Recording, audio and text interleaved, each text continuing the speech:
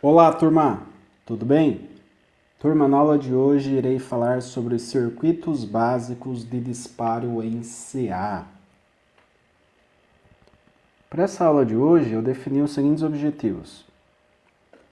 Primeiro, vou falar sobre disparo do tipo horizontal e do tipo vertical, definir cada um dos disparos. Circuito de disparo para controle de 1/4 de período. Circuito de disparo para controle de meio período.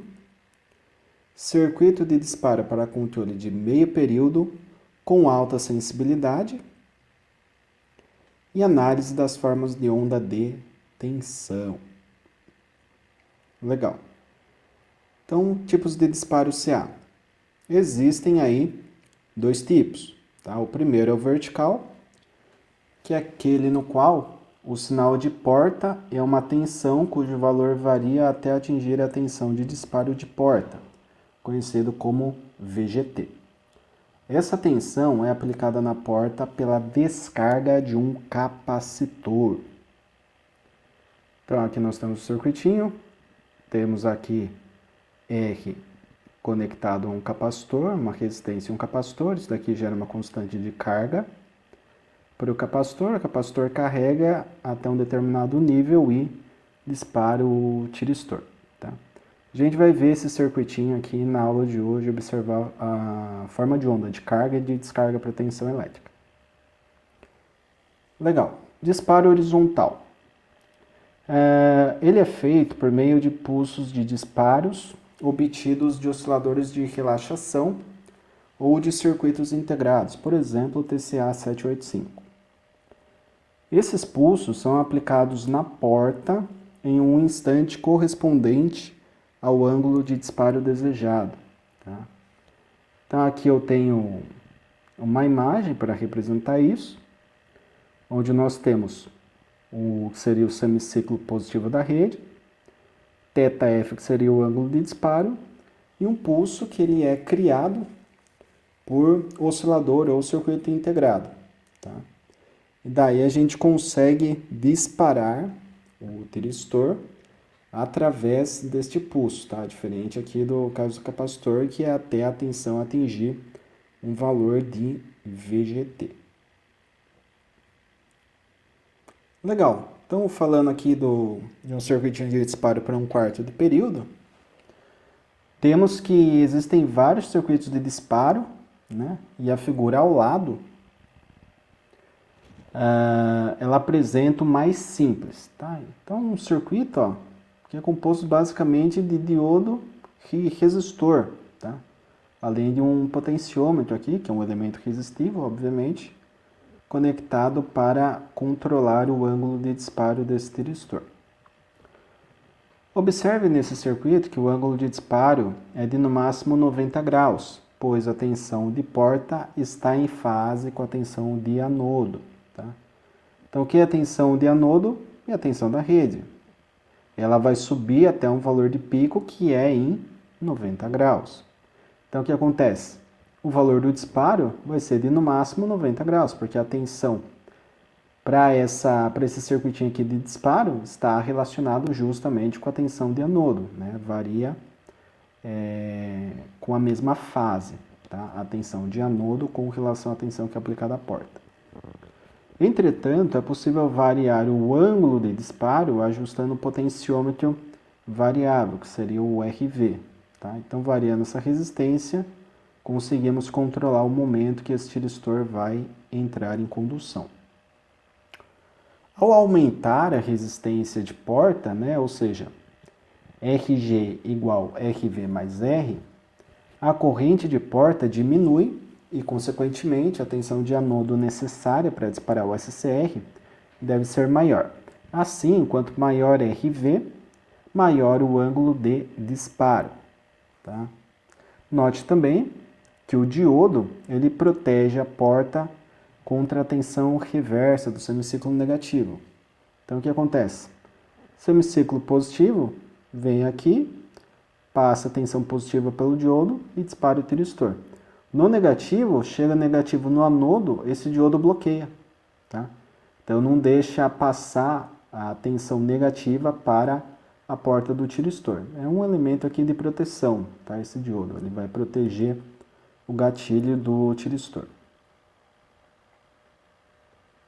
Aqui nós temos uma imagem que representa dois instantes. Um primeiro instante, quando eu tenho RG1 com pequeno ângulo de disparo, e um segundo instante, que eu tenho um RG2 que é maior que RG1 e o ângulo de disparo acaba sendo maior.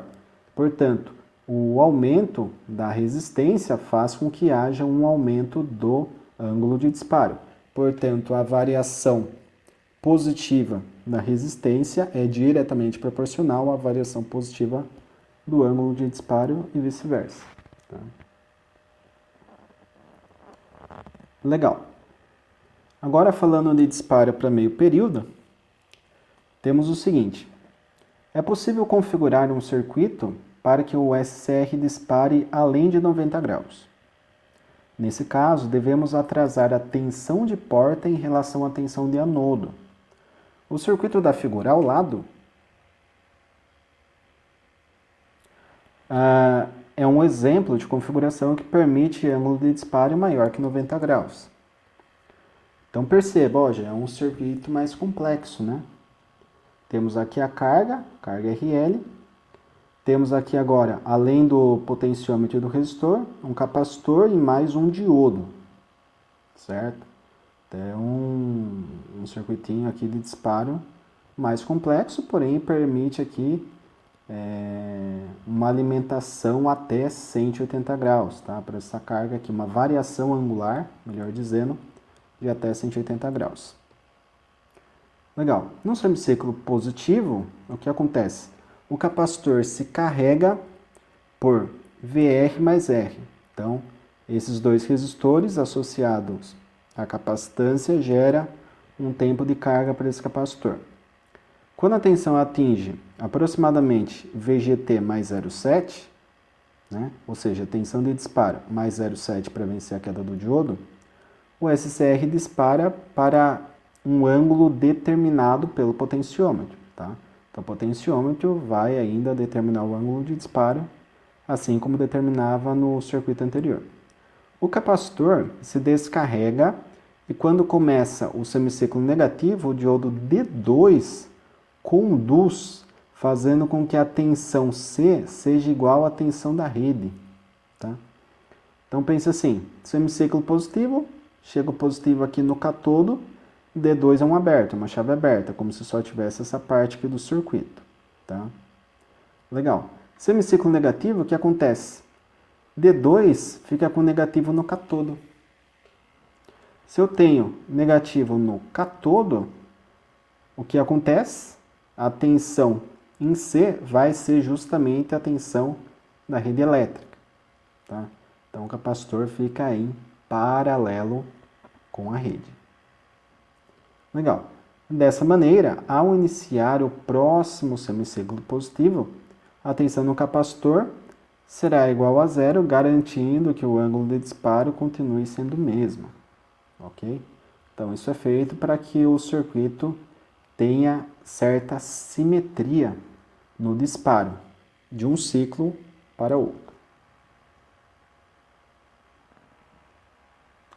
Aqui é uma variação para aumentar a sensibilidade, tá? Porém ainda é para controle de meio ciclo. Temos o seguinte, para ângulos de disparo próximos de 180, tá? Um período 360, meio período 180. Para casos próximos a 180, pode-se adicionar mais uma rede defasadora. Tá? Nesse circuito, o capacitor C1 se carrega por R1 mais RV, tá? Nesse circuito aqui, R1 mais o RV, ocasionando um atraso. Então, um atraso nesse capacitor. Em relação ao quê? Em relação à rede. Legal. A seguir, C2, que é este carinha aqui, se carrega por R2, produzindo um atraso adicional. Então, nós temos mais um atraso gerado por um segundo capacitor. Tá? Quando a tensão em C2 atinge VGT, o SCR dispara. Então, só quando esse ponto aqui atingir VGT, tá? Quando eu carreguei C1, carreguei C2, C2 atingiu o VGT, daí sim o SCR dispara. Como o circuito é alimentado por uma tensão retificada, não há necessidade de diodo de proteção na porta. Tá? Ah, professor, não tem mais aqueles diodos, né, D1 e D2. Por quê? Porque a tensão ela é positiva. E a porta aqui no nosso tiristor, né, do SCR, por exemplo, ela vai ser positiva, ela tem que ser positiva. Mas aqui a tensão já foi retificada por essa ponte de diodos, tá? Então, não tem nenhum risco, a tensão já é positiva, né? Legal, esse circuito não é adequado para controlar potência, pois o VGT, que é a tensão de gate aqui, tem valor baixo.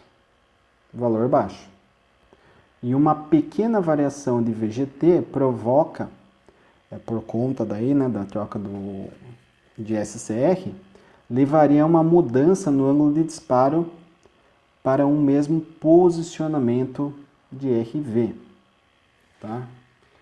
Então, o que acontece? A sensibilidade do componente ela está associada a características de VGT dele. Tá? O que acontece? Aqui está falando pequena variação de VGT, né? Faz o quê? Provocada por uma troca de SCR, ou seja, com outro SCR, um outro lote, dependendo de um outro fabricante, né? Poderia ter uma outra sensibilidade, que poderia ser uma determinada tensão, por exemplo, 1 volt, e no outro SCR seria 2. Então, como eu estou disparando em função da tensão VGT, mudou a tensão do componente, né? A tensão de disparo do componente, e acabo tendo que mudar aqui o valor da resistência para manter o mesmo ângulo de disparo, tá? Então a gente tem um probleminha aí relacionado à compatibilidade de tensão de porta para disparo. Legal, agora eu vou falar um pouco da curva de carga e descarga do capacitor para vocês entenderem a lógica, tá? Então aqui tem um circuitinho que não está fechado por enquanto, mas tem uma fonte, um resistor e um capacitor. O que interessa para nós é entender a relação entre esse resistor e esse capacitor. Tá? Bom, nesse tipo de circuito aqui, né, em corrente contínua principalmente, o que acontece? Quando eu tenho um circuito com uma fonte DC alimentando um capacitor através de um resistor aqui, nós temos um chamado constante de carga do capacitor, que é dado por essa letrinha aqui, o tal, tá? Nome da letrinha, que é igual basicamente R vezes C, ou seja, resistência vezes capacitância. Acreditem se quiser, multiplicando ohms por farads, chegamos em segundos, fisicamente, tá? Então nós temos essa relação de tempo, multiplicando ohms por farad, chegamos em unidade de tempo. E é provado até matematicamente isso, tá?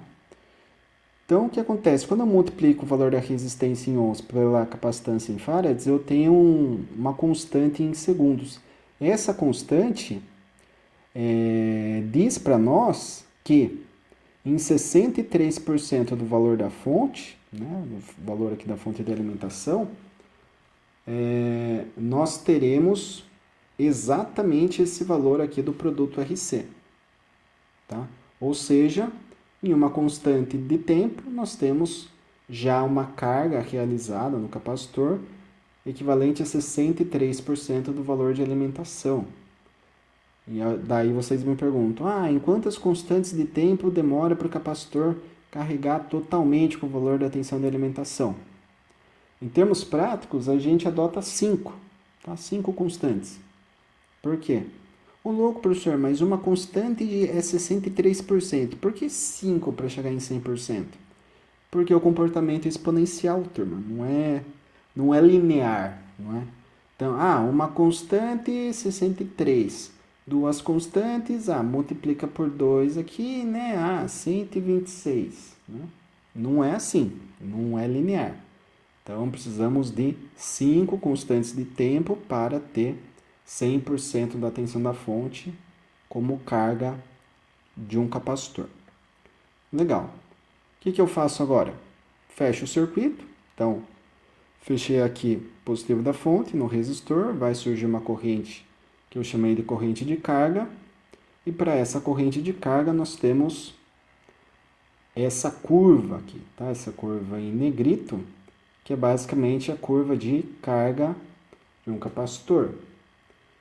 Então, a curva ela vai crescendo, né? Ela vai crescendo, vai se desenvolvendo até atingir um valor aqui de 5 constantes de tempo. Aqui foi plotado um gráfico, né? Só de exemplo, considerando esse valor aqui de tal unitário, tá? Então, aqui nós temos uma unidade, tá? 2 unidades, 3, 4, 5 unidades. Então, em 5 unidades, poderíamos adotar aqui 100%, tá? De carga para o capacitor. Legal. Então, perceba, é uma curva exponencial. O capacitor se carrega exponencialmente. Legal. Mas o que acontece agora se eu fechar o circuito dessa forma? Né? Ou seja, tiro esse jumper que estava entre fonte e resistor e coloco esse ponto aqui do resistor aterrando, né, com o negativo do capacitor. Se o capacitor já estiver carregado, né, 100% com o valor da fonte, vai surgir uma corrente, né, do capacitor para o resistor, circulando no sentido anti-horário. Inicialmente a carga era no sentido horário, agora a descarga no sentido anti-horário. E para isso temos uma tensão de descarga, ou seja, o capacitor sai da sua tensão lá de 100%, aqui está representado de forma unitária, tá? Sai lá de 100% e vai decaindo até chegar em zero, tá? Então, esse comportamento de carga e descarga do capacitor é um comportamento exponencial, ok? É assim que funciona. Falar um pouquinho aí de disparo por pulsos, tá? O disparo por pulso, ele é recomendado quando se deseja equalizar as diferenças entre as tensões de porta, né, de disparo, que seria o VGT, pois estas apresentam variações para mesmo para SCRs da mesma família. Então, o que eu quero dizer é justamente que característica construtiva do SCR. Eu tenho um SCR, que é uma coisa, e tenho outro SCR, e já é outra coisa, já tem outra característica. Mas são de mesma família, mesmo fabricante, tudo bem, mas nada é 100% igual, tá? Não é idêntico um componente ao outro. Ele pode ser de mesma família, ter características muito similares, mas não são as mesmas. Tá? Observe os gráficos 1 e 2 a seguir. As tensões obtidas na carga, tá, do capacitor em constantes de tempo diferentes. Então, olha só que interessante. Nós temos, já sabemos, né, a curva do capacitor exponencial. Então, temos aqui uma curva 1 e uma curva 2, e aqui VGT1 e VGT2, certo? Legal. Comparando esses gráficos, quanto mais rápido for a variação da tensão de porta, VGT, menor será a diferença no tempo, ΔT. E, portanto, menor o ângulo de disparo quando a variação de tensão de porta for instantânea, pulso. Isso é importantíssimo, tá? Por quê? Porque se eu tenho um pulso aqui com uma amplitude altíssima, né, que passa tranquilamente desse valor aqui de porta, muito rapidamente, né, é o que a gente chama de uma derivada aí de crescimento abrupta, o que acontece? Já disparei o SCR. Nossa, passou com uma boa margem, pelos dois aqui VGT, entendeu? Agora aqui não, essa curva, né, de carga para o primeiro caso, uma curva 2, né, ambos os casos carga de capacitor, acaba sendo distinto. Para o primeiro caso, eu tenho um ΔT1. para a segunda curva eu tenho um delta T2. Aqui seria para um tiristor, aqui seria para um outro tiristor, mesmo que seja da mesma família. Aqui também, olha, aqui é como a curva ela está bem mais suave, digamos assim, né? Até com uma característica meio próxima aí, lembrando um pouquinho uma reta, né? A gente tem até uma diferença maior. Então, quanto maior o tempo de carga, maior essa distância aqui em tempo de disparo de um SCR para outro, mesmo que seja da mesma família e mesmo fabricante. Tá? Quando há variação de tensão na porta, né, quando ela for instantânea, o pulso com amplitude superior ao valor máximo para VGT, não haverá retardo, isto é, todos os RCCR serão disparados nesse instante até aqueles que tiverem VGT diferentes. Então isso aqui, turma, isso aqui é o que nós queremos. A gente quer trabalhar com pulso, não disparo por pulso, tá? Disparo por tensão só em casos aí de extrema necessidade, porque tem esse problema de sincronismo. E a rede elétrica é uma, né? Ah, professor, você vai pegar de 127 e 220? Provavelmente não, a gente pode trabalhar com um transformador de primário. Mas enfim, se eu tinha lá 127 com um determinado período, com 16 mili, arredondando aí, para 60 Hz, lá no primário, em 127, se a saída do secundário do transformador for 12 volts, terá também os mesmos 16 milissegundos, tá? de período. Então, esse período, ele é o mesmo. Então, essa variação aqui, delta T1 e delta T2, ela acaba sendo muito negativa quando a gente trabalha com disparo por tensão, tá? Por tensão de carga, justamente por essa característica que dissemos, né? Mudou o componente, já muda aí essa característica da curva, né? Temos que mudar essa curva aqui de carga do capacitor. E a gente muda a curva de carga do capacitor com potenciômetro em série, como a gente já viu anteriormente, né? No circuito anterior. Mudando o valor do potenciômetro, muda-se a constante de carga do capacitor, já que a constante de carga é resistência vezes capacitância. Daí muda-se também essa curva, tá? Em termos práticos, turma. Legal. Então, para a aula de hoje é isso. Tá? Uma aula interessante para vocês já começarem a entender a problemática mesmo, né? Porque você, puxa, diodinho era tão fácil, professor. Você colocava a tensão de um lado, se tivesse reverso, bloqueava. Se tivesse direto, conduzia. Acabou, né? Acabou, não tinha dor de cabeça. Agora, tiristor, nossa, mas tem aquela curva toda torta lá, né? Tem aquela barriguinha estranha, daí tem o wheeletting, o lee hold, tem a tensão de breakover, a tensão de ruptura, né? A tensão de breakover, que é a tensão que o componente dispara entre anodo e catodo, tem a tensão de porta, né? O VGT, agora tem essa questão de disparo, se é horizontal, se é vertical, tem vários circuitos de disparo, caramba, mas tiristor é algo meio complicado, né? Então, é complicado, não dá para falar que não. Tem ali a sua complexidade, sim, mas é de extrema importância, né? Conforme eu gosto de citar, né, com todas as turmas, em todas as disciplinas, nenhum estudo é em vão. Se nós temos o tiristor, é porque ele de fato é muito utilizado.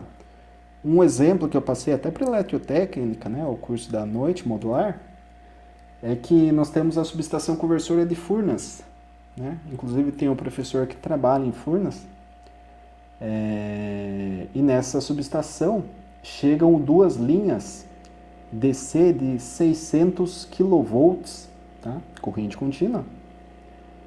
E lá em Furnas existe um prédio de tiristores, né? Ah, professor, eu tenho uma plaquinha aqui que eu montei com o tiristor, legalzinho, né? É legal, funciona, bacana. E é legal mesmo. Agora imagina um prédio de tiristores para mexer com potência mesmo, com megawatt ali, né? Chegando a 600 kV, né, de corrente contínua. Então, só por isso vocês já podem ter aí uma boa noção de como é utilizada a eletrônica de potência para diversos níveis de potência, até esse um mais alto nível aí, que seria em subestação de energia, né? No caso aqui de Biona, conversão de DC para AC, tá? Só que é uma conversão controlada, não um retificador com diodos, mas sim um retificador com um inversor, melhor dizendo, com teristores. A gente faz a inversão na realidade, né? Não é retificador, é inversor. Chega a DC e sai a C. Então, esse controle tiristorizado, ele é muito empregado em termos práticos. Enfim, inversor de frequência que se utiliza em motor, ele pode ser também. Normalmente se utiliza IGBTs, que são tipos especiais aí de transistores para potência. Mas o teristor tem uma ampla aplicação prática, tá? E nós vamos estudar muito mais ainda no decorrer do curso, mas essa aula aqui é importante para vocês já terem noção da importância, né, do componente e saber sim que há uma complexidade por trás, mas se existem muitos trabalhos, muitos estudos em cima disso, é porque existe muita aplicação também. Nenhum estudo é em vão, tá? Lembre-se disso. Nenhuma teoria ela foi criada à toa. Ela é criada para que se tenha alguma utilidade. Senão, uma teoria sem utilidade nenhuma não serve para nada, né? Não precisa nem ser criada, digamos assim, né? Então, tudo que nós temos aí em termos teóricos, nós aplicamos também muito na prática. Beleza, turma? Grato a todos pela atenção em mais uma aula. Bons estudos e até a próxima.